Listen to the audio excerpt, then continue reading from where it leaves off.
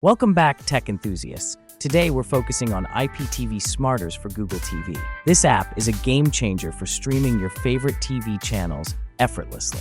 Before we start, a huge shout out to our sponsor, 2tv.store. 2tv.store is the best IPTV provider, offering amazing content and reliable service. Now, let's jump right into the step-by-step download process for IPTV Smarters. First, power on your Google TV and go to the home screen.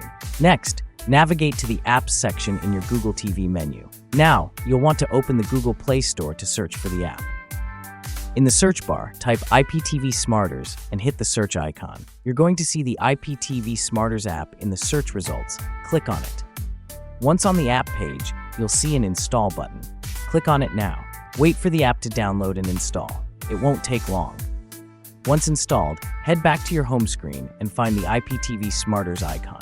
Open IPTV Smarters, and you may need to log in with your IPTV provider details. And that's it. You're all set to stream your favorite channels effortlessly. Remember to check out www.2tv.store for the best IPTV experience available. If you enjoyed this video, please like, subscribe, and share it with others.